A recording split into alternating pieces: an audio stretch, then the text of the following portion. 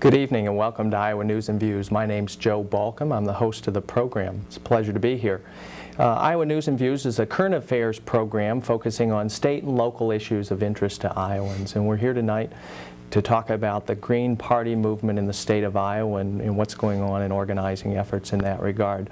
You know, over the last few years there's been a lot of interest in third-party politics, not only nationally but here in Iowa. You know, Ross Perot's efforts to organize the Reform Party, and we've had other efforts by way of organizing the new party, and of course the Green Party. With us tonight are two guests, Starlene Rankin, who's the facilitator of the Ames ISU Green Party, and Russell Lovetinsky. Russell is a candidate in the Green Party candidate for the Iowa City Council. It's a pleasure to have you both with us. Thank you, Joe. Thank you. Russell, why are you a member of the Green Party? I believe Iowa needs an independent political party, a party not beholden to the corporate interests like the Democrats and Republicans are. We need to take on corporate power because corporate power is the defining force in contemporary life, and it needs to be put under democratic control. When you talk about corporate power, what are you referring to specifically?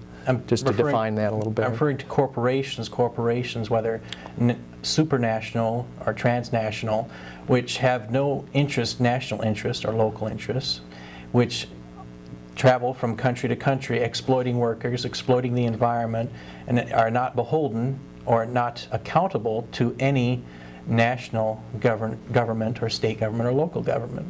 Okay. Starlene, why are you a member of the Green Party? Well, I think for me it has a lot to do with there not being another party that I could be a member of that really represents me. I was a member of the Democratic Party for a long time, even involved in our local precinct and ran a caucus. And I just feel like the Democratic Party has really lost touch with the masses and with, you know, I'm a very simple living person, have a pretty moderate lifestyle, and I really, you know, was starting to look for something that would offer me, you know, something else that really dealt with things that I was going through. And when I heard about the Green Party, I got really excited because the values of other Greens around the country are just, you know, the same as mine. And I know we're going to talk about those. Sure. And when Ralph Nader got nominated with the Green Party last fall, I got involved in the election, and one thing led to another, and now I'm involved in a local group and involved on the national scene too. Very good. In reviewing the literature from the Iowa City Green Party, it has a number of key values and statements about what they think are important. And it talks about environmental wisdom and global responsibility as a value, establish campaign finance reform, decentralized government, that's what we're hearing a lot about today, and it's community-based economics, basic economic rights for all folks. Everyone has a right to a standard of living, adequate health care and well-being, including food, clothing, health, housing and health care, social justice, resolving conflicts peacefully. There's not a lot I would disagree with, and I would think most people would find a lot of these principles something that they could grasp onto. How is organizing efforts going in terms of Green Party organizing in Iowa City and in Ames? Well, basically our Green Parties are locally oriented right now. We don't have a statewide Green Party organization.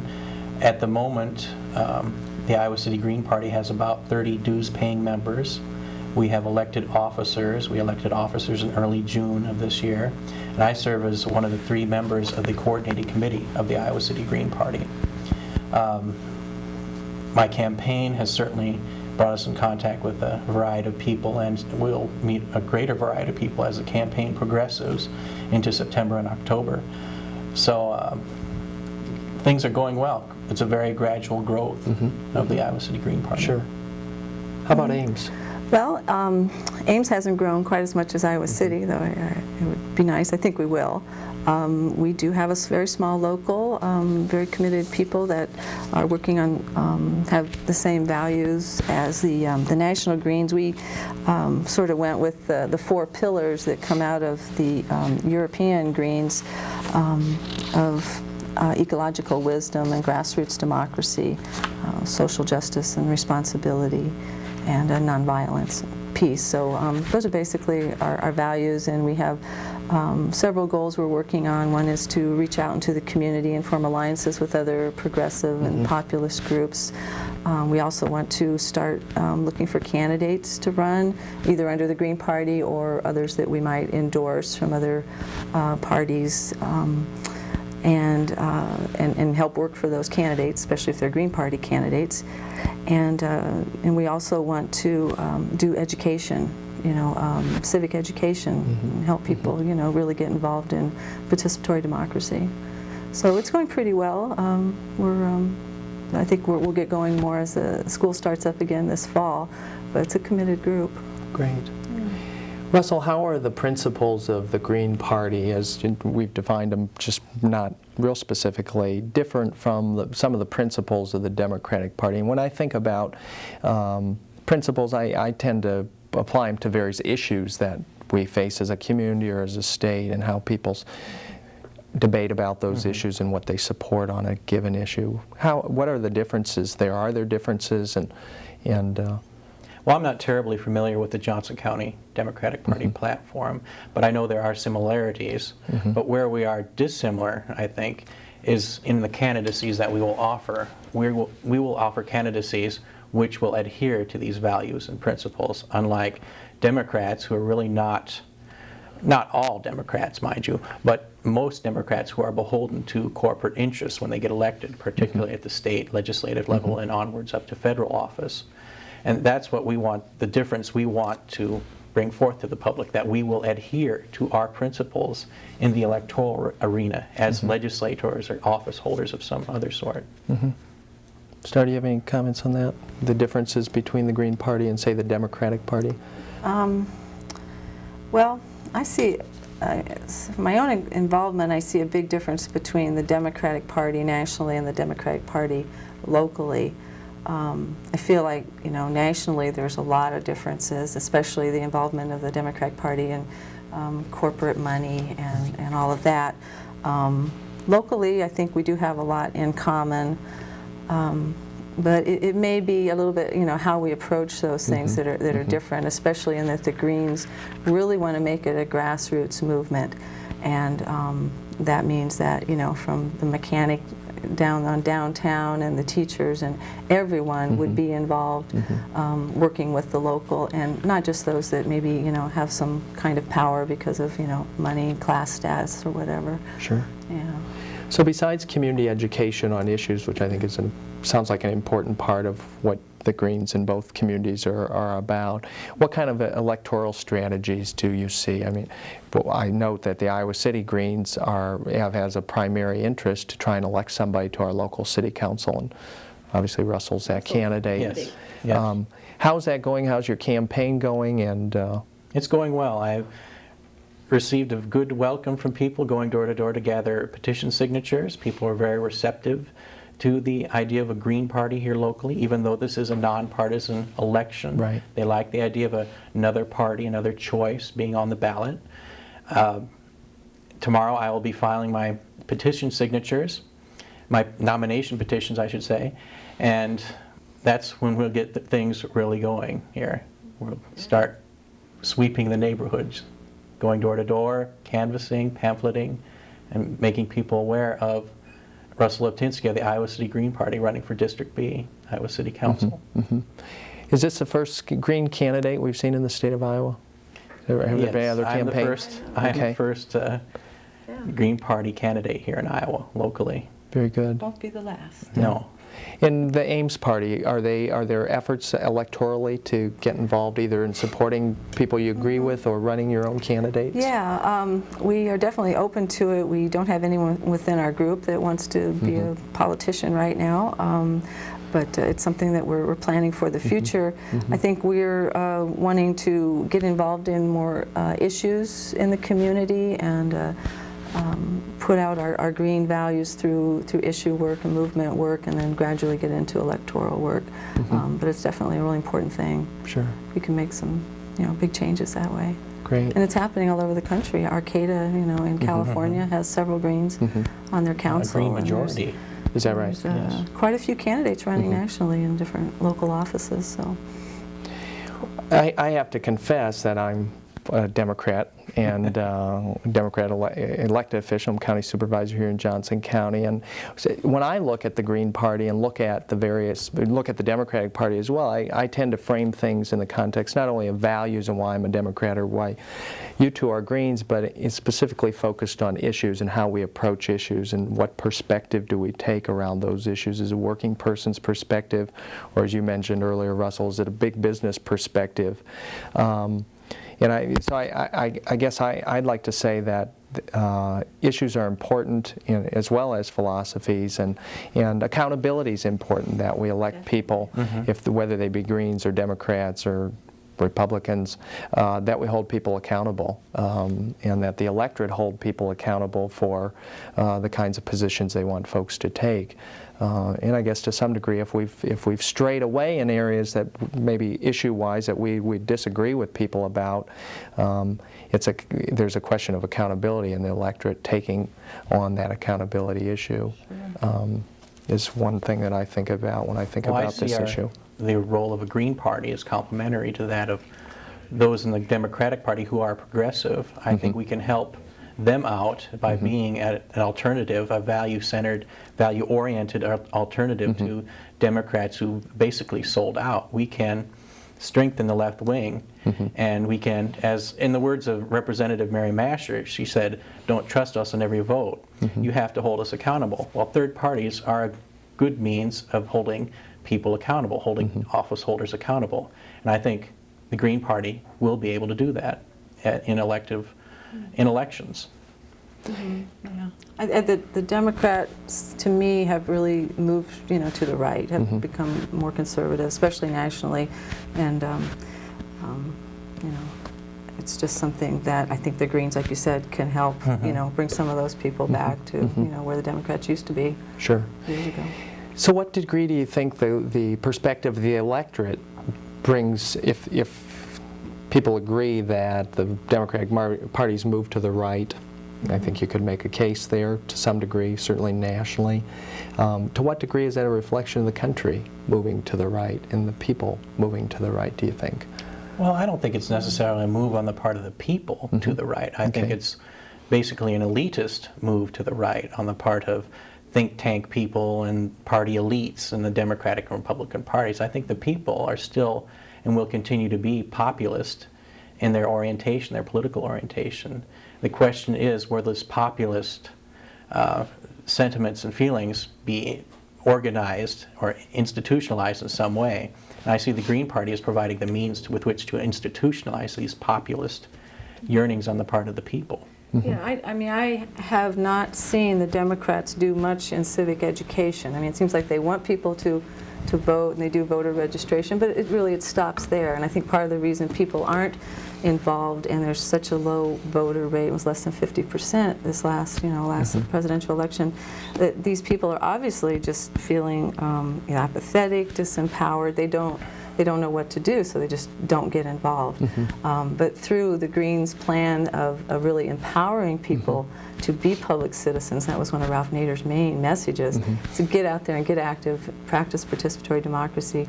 I think the Greens can really bring that that component, which is really important, getting people involved.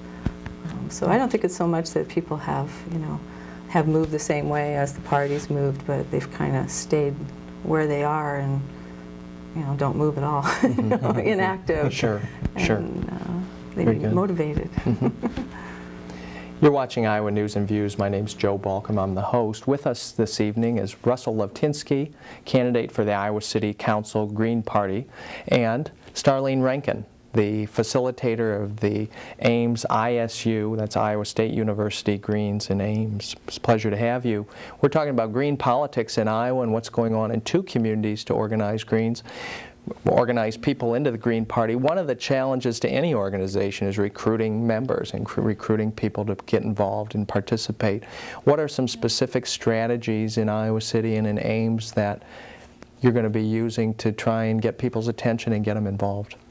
Well, in early September, we're planning on having Kwasi Nkrumah, the Green Party's USA from Los Angeles County, come to speak on behalf of my campaign and just in support of the Green Party as a whole here in Iowa City and throughout Iowa and the Midwest. It'll be a great way to boost my campaign. I don't think that's something that hasn't really been done here locally, to have a national figure like Kwasi Nkrumah come to speak on my behalf. Other things we've been doing is the Johnson County Blues Society held a festival at the Johnson County Fairgrounds over the weekend. We were out there pamphleting and doing things, and we had a table, and we met some interesting people and gave out information. We hold our meetings every 3 weeks, and we have our newsletter, which is issued in the same interval. So it's just a question of public contacts and going out into the public. And through my campaign, we'll certainly be doing more of that too. Very good. How about Ames? What special things are going on to try and get people's attention and involved? Well, we've been doing a lot with community media, like you do here. Sure. Partly because I'm a longtime public access producer and have done a live call-in show in Ames for quite a few years, so people are familiar with me. So like whenever there's an election coming up, we pretty much concentrate on that for, you know, maybe 8 weeks preceding the election, and really get the word out about what we're trying to promote. Another idea that I just am working on right now is getting a fellow named Dan Coleman, that I know you've met, who wrote a book called Ecopolitics, and it's about green philosophy. Have him come and do a book signing up in Ames, and so people could get his book and read it, because it was that book that really inspired me to get involved with the Greens. And that was even before the Ralph Nader candidacy. So it's a wonderful book, and I'm hoping that will attract some people. We've also got involved in a coalition at Iowa State University. We're called the Coalition of Underrepresented Voices, and along with the Latino Council and the Black Student Alliance and the Native American Council and several others, we're working together to try and promote more democracy within the university, because we're really feeling like that the president of the university is running it like a business and making these autocratic decisions and not involving, you know, the minority groups on campus in decision making. So that's one way that we've definitely attracted some attention in helping those groups and supporting them. Great. So there's some interesting things going on. Sounds good. What's going on in other Iowa communities? It sounds like a fair amount of activity in Ames and Iowa City. Are we seeing some other organizing efforts in other places in the state? When we were working on Ralph Nader's campaign last fall, we did have some people interested in Des Moines, but I don't believe that they've really organized anything there. So there are people scattered around the state, and I'm sure they would love to get some groups going. Various interested individuals here and there. And we're not the only incarnation of the Green Party here in Iowa City. There has been in the past a Johnson County Green Party which became defunct, and luckily we've had some staying power so far. Yeah, you guys are doing great.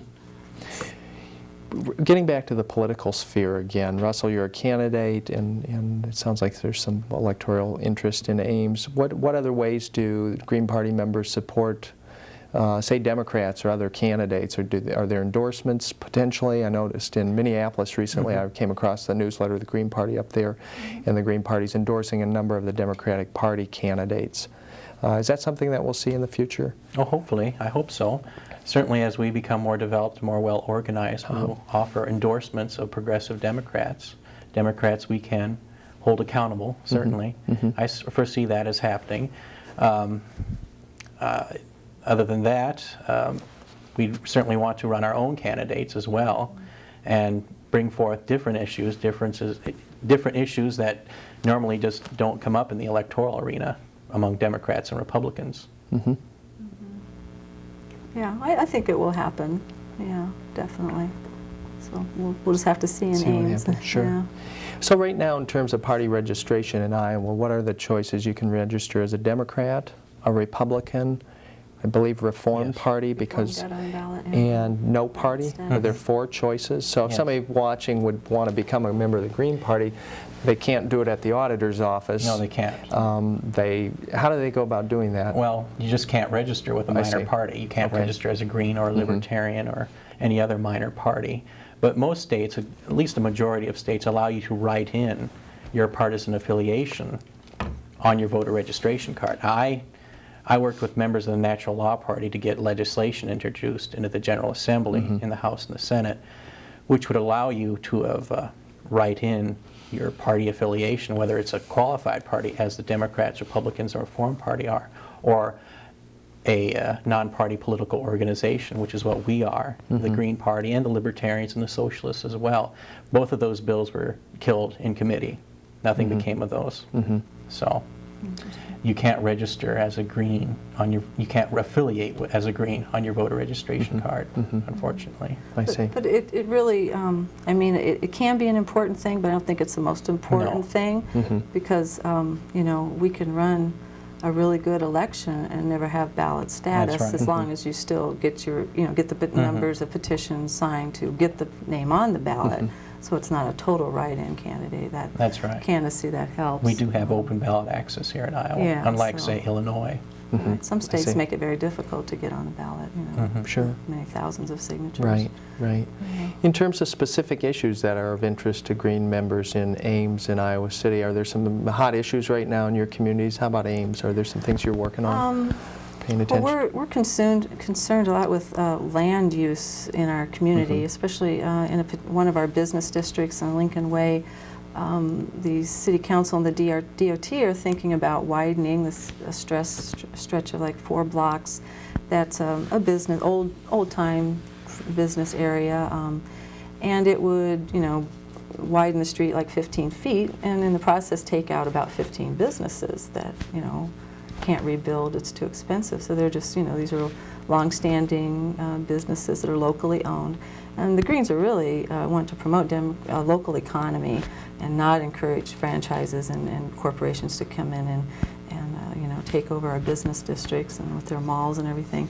So, you know, we're really concerned that particular issue that not happen, that these businesses be able to stay. They don't really need to widen the road, and it's been shown that they don't.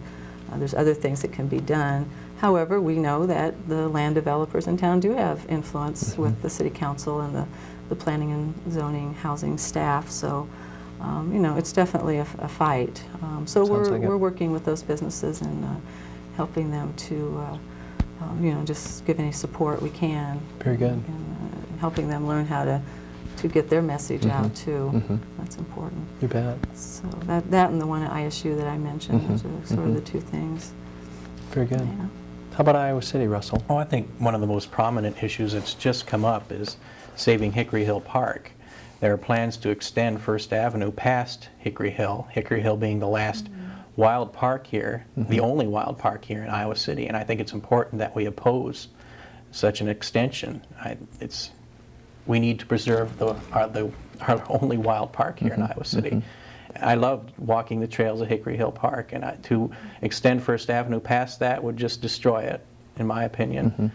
Some of the issues in my campaign, the public library, we have one of the busiest public libraries in the state. We have the busiest public library in the state, and I think there's a need to expand upon it in some practical, economical way. Certainly nothing extravagant, but considering our budget problems. I'm opposed to a local option sales tax, unlike the incumbent, because sales taxes are regressive taxes, and regressive taxes hit working men and women the hardest. And we need open and accountable city government. And for that, we need open and accountable city councilors. I intend to be an open and accountable city councilor, but we also need to seek out some governmental reforms, I think. Certainly, I think we need to get rid of the city manager form of government. We need an elective mayor that's directly elected by the people, just as we elect our state's governor. I look at an elective mayor, a chief executive, as being a traditional American form of government rather than this rather alien system of city manager form of government. And another thing, one of my big issues, one thing I've been writing about for the past 5 years, even before I joined the Green Party, is the need for proportional representation, and namely preference voting, which is a form of proportional representation. That's, I think, one of the big issues of the late 20th century and early 21st. We need legislative bodies and elective bodies to reflect society as a whole, whether it's a city council, a school board, a county board, a state legislature, or the federal legislature. We need those bodies to reflect society and be representative of the whole of society rather than just two parties. Sure. And that can be achieved through proportional representation. Yeah, that is a very important thing. It'd be great. Maybe you could do a show just on that issue sometime. Yeah. Yeah, I've been It's reading. I've been something- reading some about that recently. Yeah, Yeah, it's something very people interesting. really need to learn about and think about. Yeah. I'm a founding member of the Center for Voting and Democracy, which is the only group in the United States devoted to educating the public on proportional representation issues. I didn't know that about you. Very Cool. good. Well, our time's about wrapped up here. We appreciate you being here. Our guests have been Okay. Starlene Rankin and from Ames, the Iowa State Ames Greens Party, and Russell Lovetinsky, a candidate for the Iowa City Council Greens Party. Thanks for being here. It's been a good show. I encourage people to get in touch with Russell or Starlene. We're going to give you some information very soon here about how to contact them. They're both working hard, I think, in their communities to make them a better place to live, and that's something that we all ought to be supportive of. You've been watching Iowa News and Views. I'd like to thank our crew for producing the show tonight. I'd like to thank our local sponsors around the state that make it possible, including Starlene Rankin. And I'd like to thank our contributors who have financially supported the show, and of course our viewers for tuning in. We're on every week. Tell your friends, set your VCR. And don't forget, this is just a TV program. What's really important is what you're doing each and every day in your community to make it a better place. It's been nice to be with you. We'll be back next week, same time, same place. Thank you for watching.